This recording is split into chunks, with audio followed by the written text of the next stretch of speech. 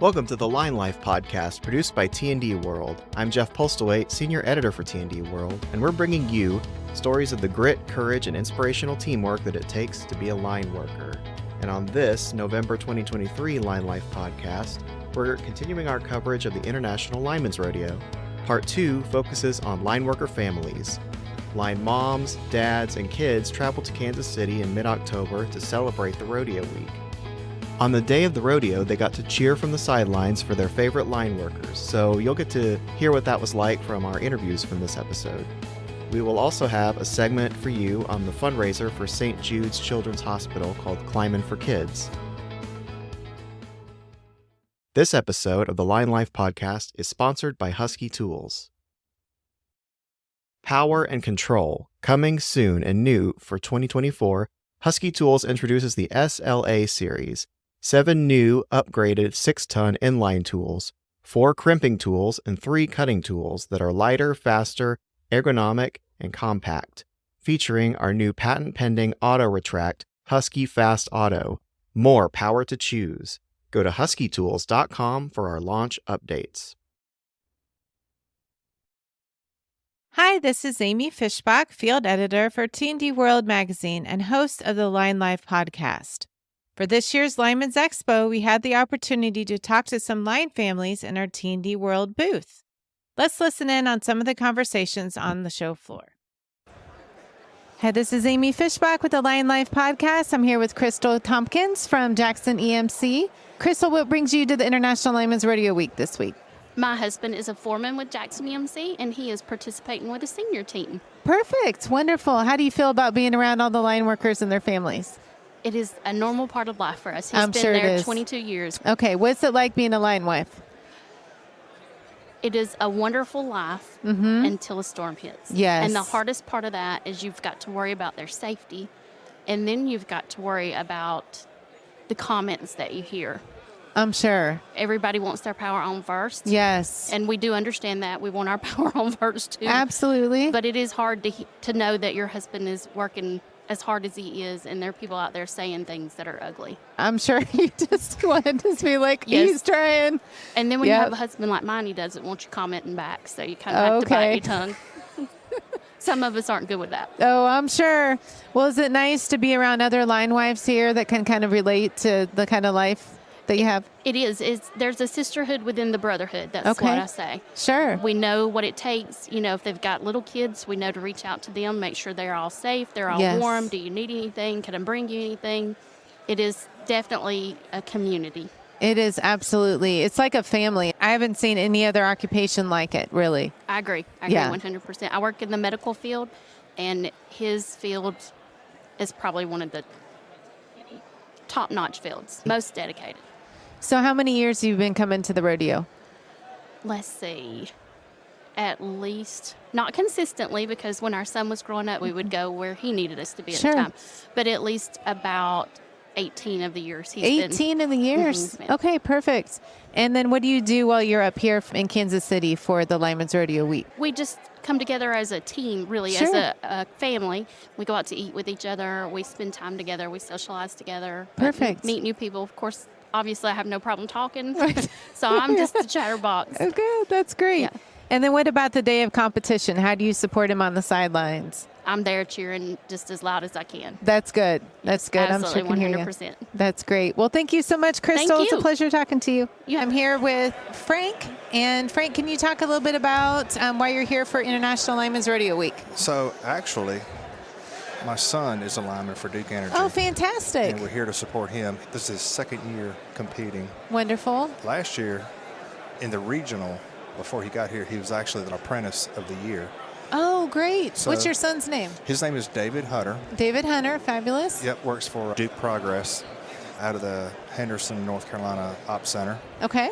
And he loves it. Eats, sleeps, and breathes being a lineman. He really enjoys it, enjoys Duke. And for only being a lineman, this will be his 3rd year, and this is his 2nd international rodeo. So that's really impressive. He does well.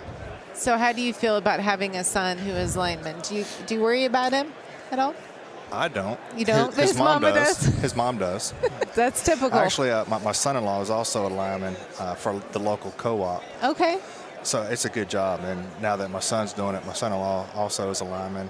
I tell all the young guys, he's making great money. Absolutely. It's a great salary. It's a good job, good benefits, great bunch of guys. The guys he works with really took him in like family, help him out. He works a lot of hours. Yes. You do Especially worry about with the storms because it's like, right. David, you do have to sleep, you do have to eat. I don't know why the guy doesn't eat more than he does, but when you're working 16 hours and you've had one meal, it's like that's when mistakes happen. So be careful, think clearly. Yeah. But he's again great bunch of guys. He knows what he's doing. Safety protocols are in place. Yes. No, I really don't worry about him. Not like Mom does. I have 5 kids, and my oldest is 19 and just moved away. You always worry about them. It doesn't matter how old they are. It's true. He still comes home a lot. Obviously, he's moved out closer to his op center. We still see him every week, though. Oh, that's good. He comes home to Mom. That's fabulous. I love hearing that. That's good. He does. So how do you like being here in Kansas City with all the other line families? I enjoy it. It's a good time. It's fun. Everybody's friendly, Yes, absolutely. Kind of the same mindset. Yes. Everybody's, it's just, I don't want to say it's like a big family, but I have not run into people and not had a good experience, friendly experience. Yes. Everybody, it's just a good bunch of guys. Wonderful. Regular folks. Yeah, they really are. Yep, just regular they're guys. Great. Yeah. And did you go to the Lineman's Expo? What did you think of that? Well, we just got here not long ago. Okay. So I'll let you know. Okay. Yeah. Well, thank you so much for your time, All right. Frank. Thank you. Okay. All right. Bye-bye. Hi, this is Amy Fishbach. I'm with T&D World's Line Life podcast, and I'm here with Kale. Kale, how old are you? 8.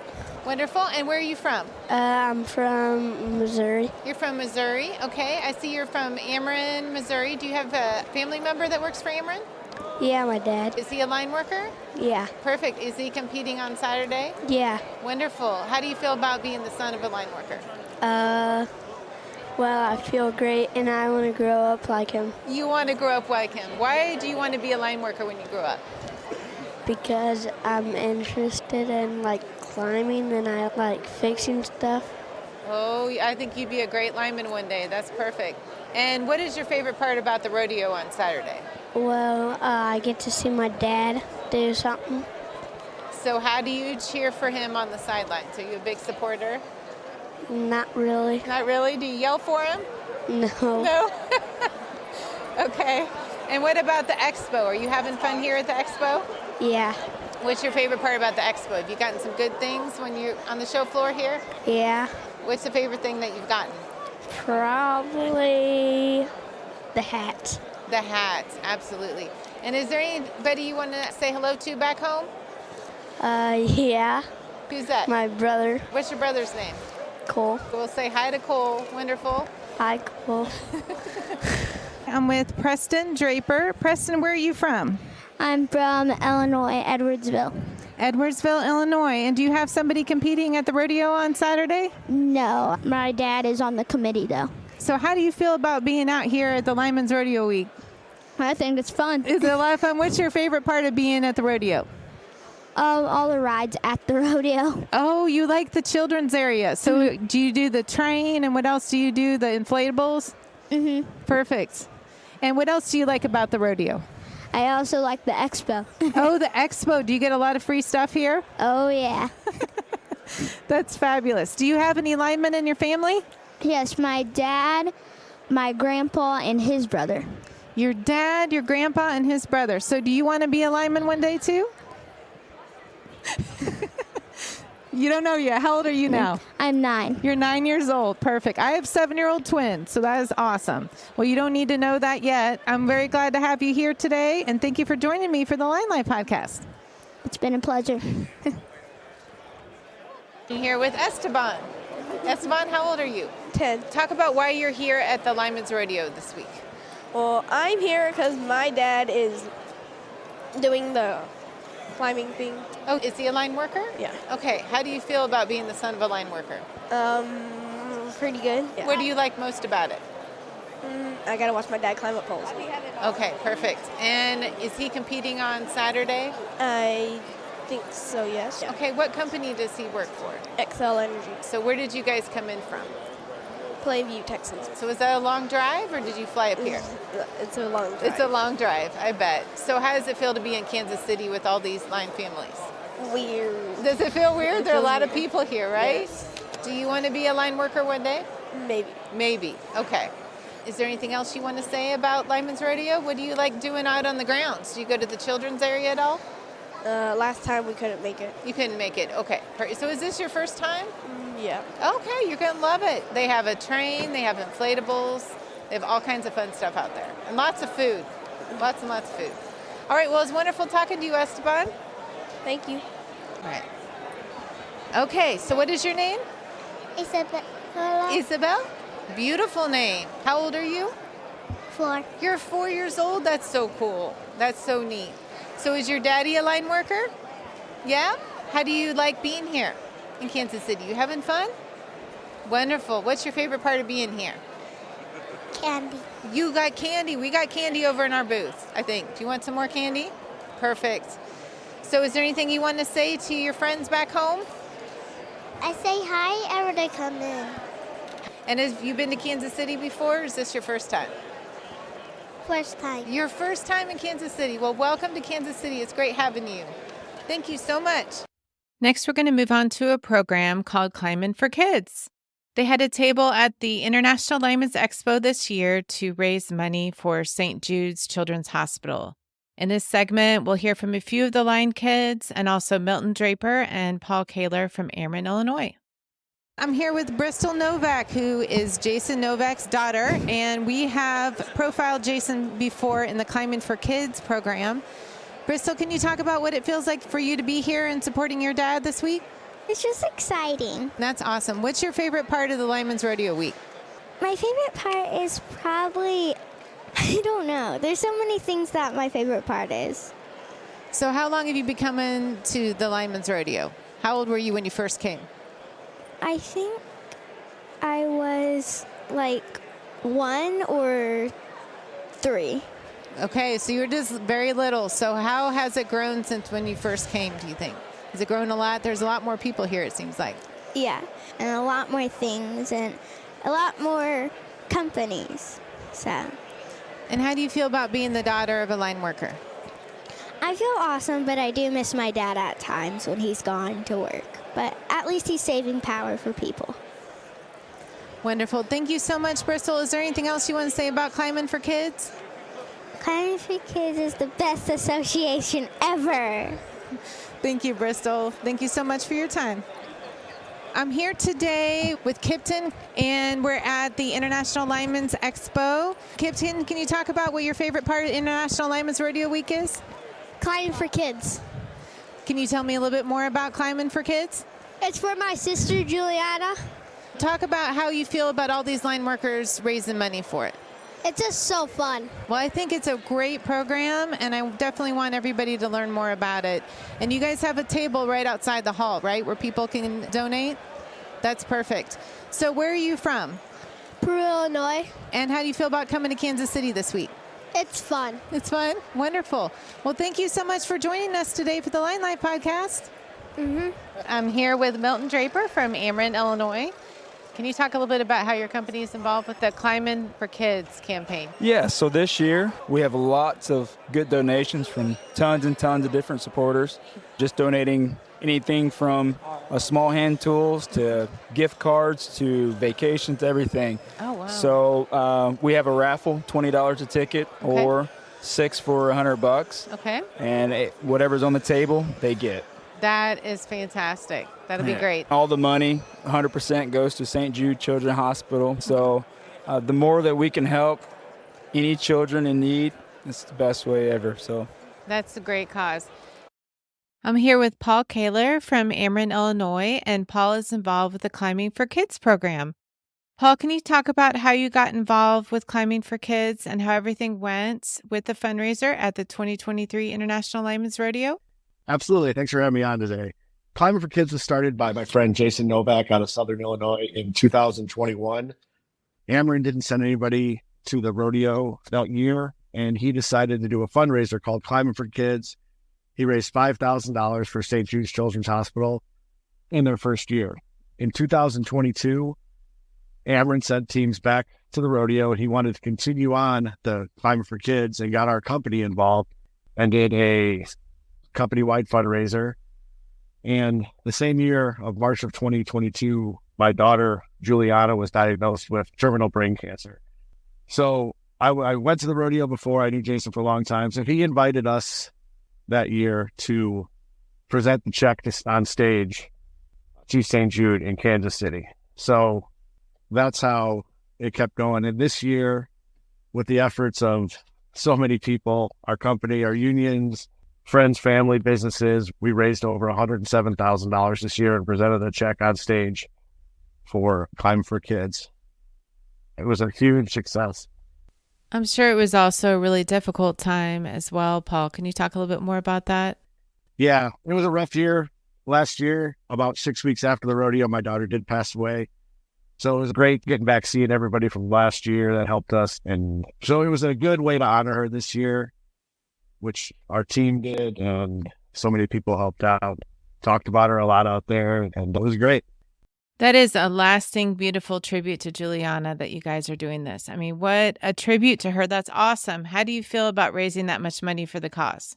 Yeah, when we started talking about Climbin for Kids, there's me, Jason, and one of our vice presidents, Craig Gilson, got together, set a big goal, and we really didn't know going into last week if we were going to meet it, but we blew it out of the water, and it was great. Paul, can you talk about how the program was organized this year at the expo? I saw that you had a table outside the exhibit hall. How did it go with the record number of line workers coming to the expo this year? And talk about what kind of donations you got there from vendors. Absolutely. We had a huge partnership with the International Lineman Rodeo Committee, and they gave us an opportunity to have a booth outside that Jason came up with about May or June. We started reaching out to vendors of our company and people we knew to donate tools, equipment, hats, shirts, you name it. It was supposed to be just one table of stuff. It grew so big that we had 3 individual tables. And I think it was a way to draw people in, tell our story, get people to donate. Because every lineman I know that likes to give something, we'd like to get stuff too. So if you can get something in return, and the amount of vendors that were out there that we didn't know that donated to it was tremendous. Next, Paul, can you talk about St. Jude's Hospital and how it helped your family and Juliana and what it means to you personally to be able to support this cause? So when we found out about my daughter's sickness in Peoria, Illinois, St. Jude has a clinic in Peoria, Illinois.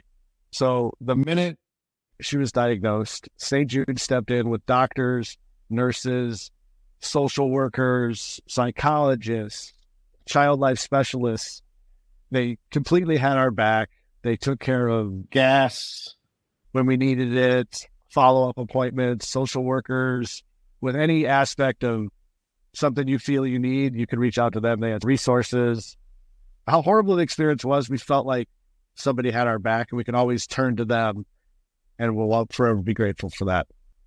I know that the line trade is very close and very supportive and kind of look out for one another. How did they support you and your family during that time? So I took a lot of time off work, and I wouldn't be able to do that without my coworkers donating vacation days to me. I did use some sick time and some family medical leave time.